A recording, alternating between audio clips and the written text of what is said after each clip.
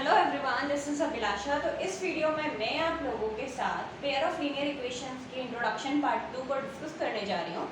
जैसे कि हमने अपनी फर्स्ट वीडियो में बच्चों क्या पढ़ा था कि हमने पेयर ऑफ लीनियर इक्वेशंस को सॉल्व करना सीखा था by the graphical method. But इस वीडियो में हम क्या सीखेंगे, अलजेब्रिक मेथड को डिस्कस करेंगे कि अगर आपके पास pair of linear equations given है तो आप अलजेब्रिक मेथड से उसे कैसे सॉल्व करेंगे। ठीक है, we will talk about the algebraic method in this video.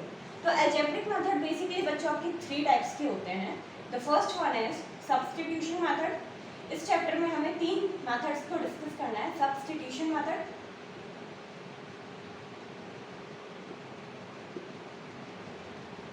Second one is elimination method. Second क्या है बच्चों, एलिमिनेशन मेथड।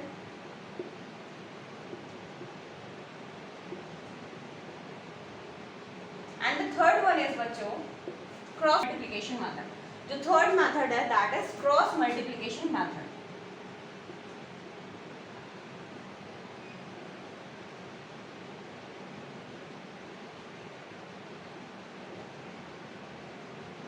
अलजेब्रिक मेथड में बेसिकली हम क्या करेंगे, 3 मेथड्स को डिस्कस करेंगे। The first one is the substitution method, second one is the elimination method and third one is the cross multiplication method. With examples हम एक एक मेथड को समझेंगे। ठीक है, now coming to the first method that is substitution method.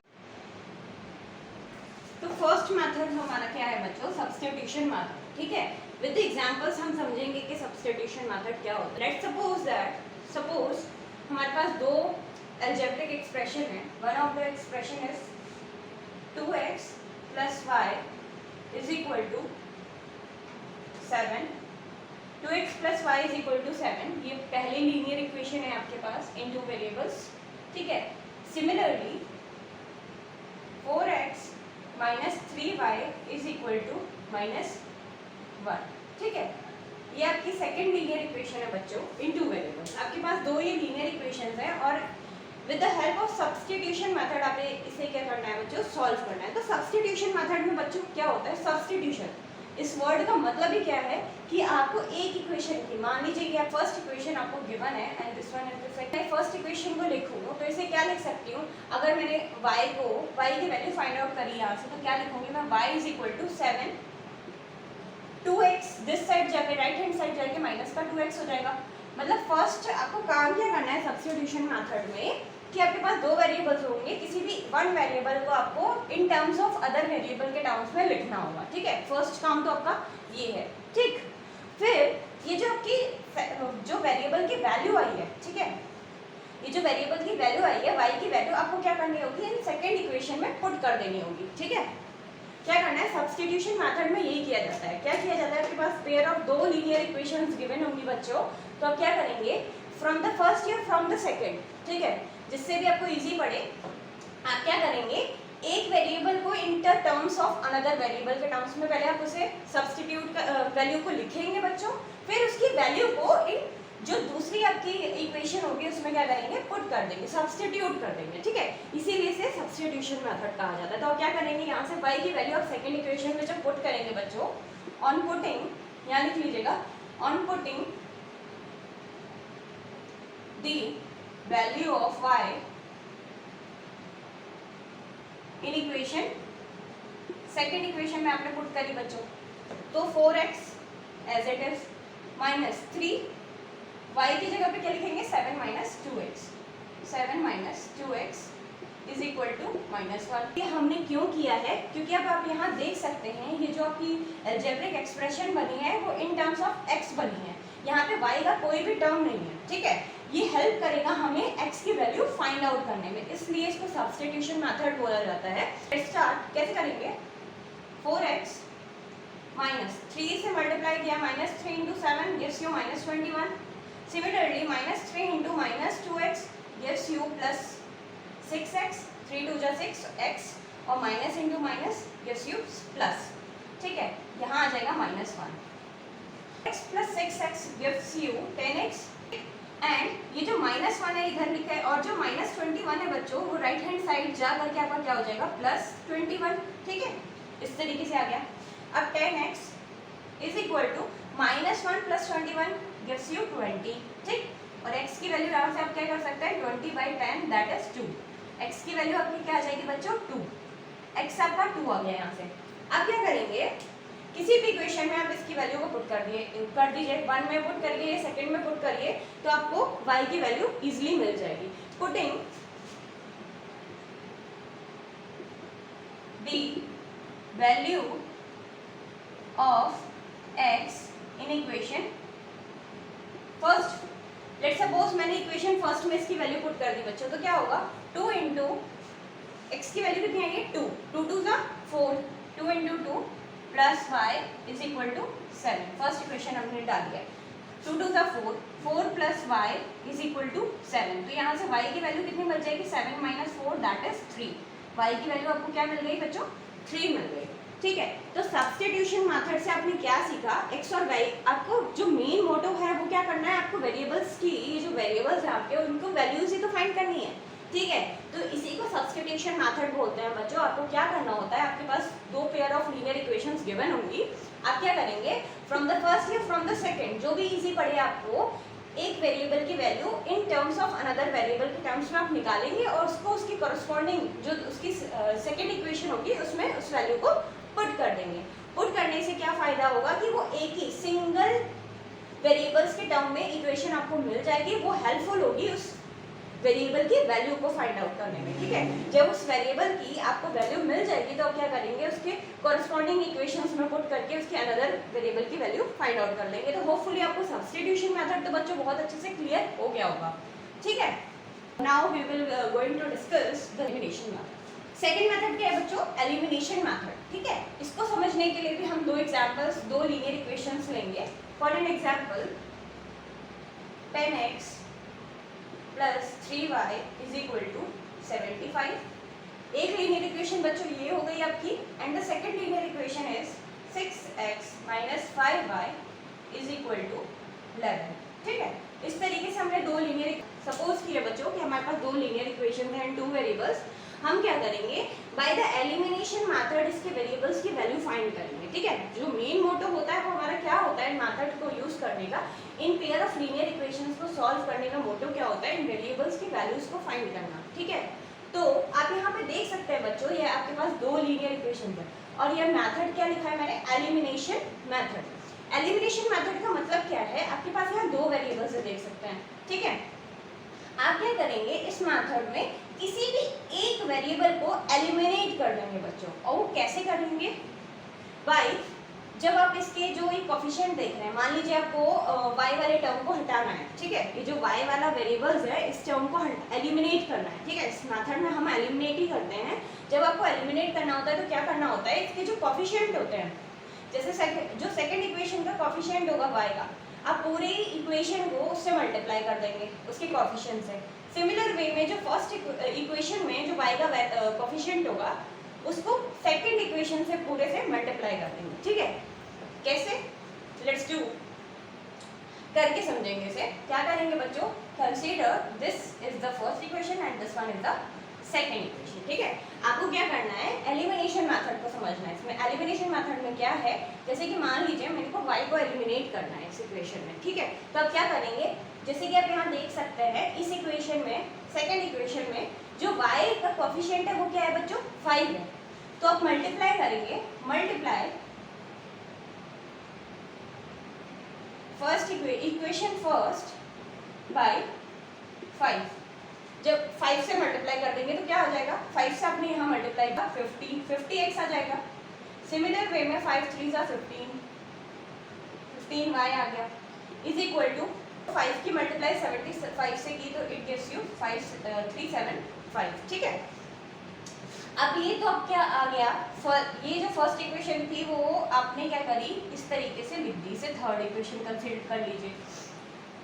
Similarly अब क्या करेंगे, जैसे आपने इस पूरी इक्वेशन को, फर्स्ट इक्वेशन को 5 से मल्टीप्लाई किया था, सिमिलर वे में आप क्या करेंगे 3 से मल्टीप्लाई करेंगे इस पूरी इक्वेशन को, सेकंड 2। तो जब 3 को मल्टीप्लाई करेंगे 6 से it gives you 18x। Similar way में 3 5 ज़ा 15y आ जाएगा। ठीक है, और 3 × 11 गिव्स यू 33। तो आप ये देख सकते हैं बच्चों कि हमने ऐसा क्यों किया, हमने इसलिए किया ऐसा क्योंकि हमें किसी भी एक वेरिएबल को क्या करना है, एलिमिनेट करना है, ठीक है। और एलिमिनेट करने के लिए हमें क्या करना होगा कि उसकी कोफिशिएंट है, मान लीजिए अगर मेरे को y को ही इसमें एलिमिनेट करना था तो मैंने क्या किया, इसके कोफिशिएंट से सेकंड इक्वेशन के कोफिशिएंट को मैंने पूरी होल इक्वेशन फर्स्ट से मल्टीप्लाई कर दिया। सिमिलर वे में जो फर्स्ट इक्वेशन का कोफिशिएंट था y का, उसे मैंने पूरी इक्वेशन 2 से मल्टीप्लाई कर दिया। तो इससे क्या होगा, अब जब इन दोनों इक्वेशंस को आप देखेंगे, मैंने क्या किया, एडिंग इक्वेशन, दोनों इक्वेशंस को मैंने ऐड कर दिया, थर्ड एंड फोर्थ को। तो आप यहाँ देख सकते हैं जब मैं इससे ऐड करूंगी बच्चों तो ये तो कैंसिल आउट हो जाएगा, ठीक है।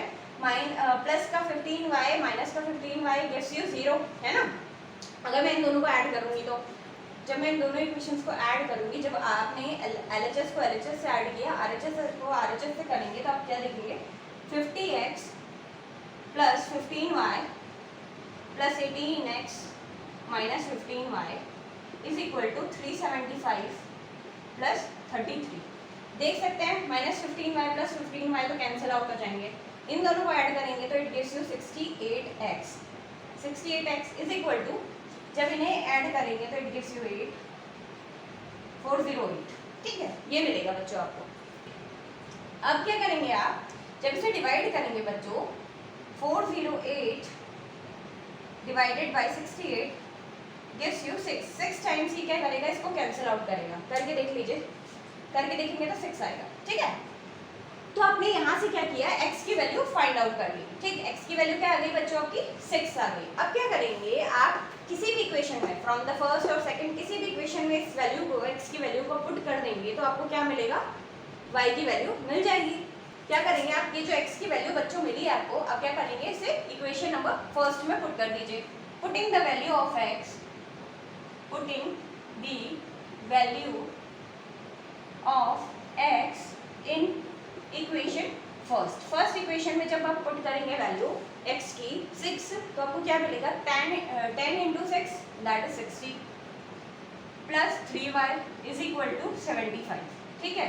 तो 3y is equal to 75 minus 60, जब 75 में से 60 सबट्रैक्ट होगा इट गिव्स यू 15 और यहाँ पे 3y, तो y की वैल्यू कितनी आ जाएगी बच्चों, 15/3 दैट इज 5, ठीक है। तो यहाँ से आप देख सकते हैं आपने x की वैल्यू और y की वैल्यू फाइंड कर ली। जो हमारा मोटो था, इन दो लीनियर इक्वेशंस को सॉल्व करने का जो हमारा मेन मोटो क्या है, हमें वेरिएबल्स की वैल्यू फाइंड आउट करनी है।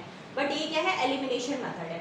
अब इसमें जैसे कि हमने यहाँ y को एलिमिनेट किया था बच्चों, हम इसमें x को भी एलिमिनेट कर सकते थे। कैसे करते, हम क्या करते, ये जो कोफिशिएंट ऑफ x है सेकेंड इक्वेशन का, उसे फर्स्ट इक्वेशन से पूरी फर्स्ट इक्वेशन से मैं मल्टीप्लाई कर देती। सिमिलर वे में जो फर्स्ट इक्वेशन का ये जो कोफिशिएंट है x का, इसे सेकंड इक्वेशन से होल मल्टीप्लाई कर देती, तो ये टर्म क्या हो जाता है, कैंसिल आउट हो जाता है। इस तरीके से आप क्या करेंगे, इसे सॉल्व करेंगे, ठीक है। तो होपफुली एलिमिनेशन मेथड आपको बहुत अच्छे से क्लियर हो गया होगा बच्चों। थर्ड मेथड क्या है बच्चों, आपका क्रॉस मल्टीप्लिकेशन मेथड, ठीक है। क्रॉस मल्टीप्लिकेशन मेथड में क्या होता है, ये आपके पास दो लीनियर इक्वेशंस आपको दिए हैं इन टू वेरिएबल्स, आप इसे कैसे सॉल्व करेंगे। आपको सबसे पहले क्या करना है बच्चों, जैसे यहाँ पे आपको दो वेरिएबल्स दिख रहे हैं, ठीक, आप क्या लिखेंगे, यहाँ पे x, यहाँ y एंड इधर 1, ठीक है। आपका सबसे पहले काम क्या है, जो आप x देख रहे हैं बच्चों, x को आपको क्या करना है, भूल जाना, ठीक। अब y की कोफिशिएंट क्या है बच्चों, 3, जो b1 है वो आपका क्या है, 3, यहाँ लिखेंगे आप b1 की वैल्यू, ठीक। फिर यहाँ पे क्या लिखेंगे, b2 क्या है आपका -2, इस तरीके से यहाँ पे लिखेंगे b2। फिर आप ये देख सकते हैं c1 क्या है आपका -17 एंड c2 क्या है -6। इस तरीके से आप पहले क्या करेंगे बच्चों, इसे लिखेंगे, ठीक। सिमिलर वे में y को भी लिखेंगे। अब y में आपको y को भूल जाना है, y वाले टर्म को भूल जाना है, बस ये जो आपका लिखा हुआ है। अब y के बाद क्या आ रहा है, ये -17 है c1 और c2 क्या है -6, और यहाँ क्या आएगा 2/2 और 3, a1 a2, ठीक। इस तरीके से आप पहले लिखेंगे। सिमिलरली इज इक्वल टू का साइन लगा के 1/, अब क्या है, कांस्टेंट टर्म को आप हटा देंगे, ठीक है, कांस्टेंट टर्म को भूल जाएंगे। क्या है आपका 2/3, 2 और 3, a1 a2, फिर यहाँ b1 b2, आपको इस तरीके से लिखना है। समझ में आया बच्चों, ठीक। इस तरीके से आपको क्या करना है, रिप्रेजेंट करना है। फिर आपको क्या करना है बच्चों, ये जो डाउनवर्ड आप ये देख सकते हैं, इन दोनों का मल्टीप्लाई कैसे करेंगे मैं बताती हूँ।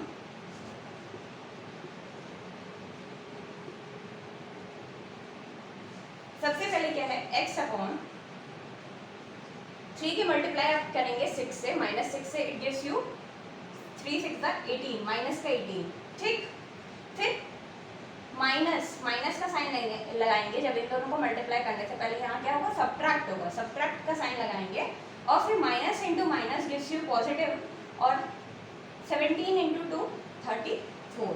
तो इस तरीके से आप क्या करेंगे, इसे रिप्रेजेंट करेंगे।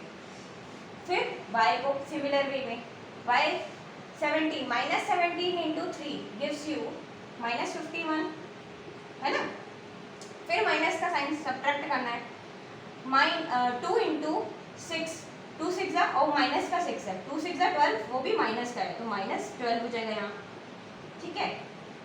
सिमिलर वे में 1 is equal to 2 2 minus 2 into 2 4, minus का 4, सब्ट्रैक्ट 3 3 9, ठीक है। इस तरीके से बच्चों को क्या करेंगे, आप इसे रिप्रेजेंट करेंगे। अब यहाँ से x अपॉन कितना आएगा आपको, minus 18 minus 34 gives you 52, minus का 52, ठीक है, equal to y upon minus 51 plus 12 gives you, जब आप माइनस 51 और प्लस 12 करेंगे तो बच्चों सब्ट्रैक्ट करेंगे 51 में से 12 तो आपको कितना मिलेगा, 39, ठीक है। जब 51 में से आप 12 को सब्ट्रैक्ट करेंगे तो आपको क्या मिलेगा बच्चों, 39 मिलेगा और साइन किसका आएगा, नेगेटिव। सिमिलर वे में यहाँ पे 1 अपॉन ये कितना हो जाएगा, माइनस 4 माइनस 9 गिव्स यू 13, ठीक है। इस आप ये देख सकते हैं x upon minus 52 is equal to y upon minus 39 is equal to minus 1 upon minus 13। आप यहाँ से क्या करेंगे, x की वैल्यू को पहले इसकी कांस्टेंट टर्म के इक्विवेलेंट करेंगे, सिमिलरली y की वैल्यू को भी इससे इक्विवेलेंट करेंगे। तो आप क्या करेंगे, x और y की वैल्यू आप फाइंड आउट कर लेंगे। जैसे कैसे करेंगे बच्चों, पहले आपने x की वैल्यू को किया, x upon minus 52 is equal to 1 upon minus 13।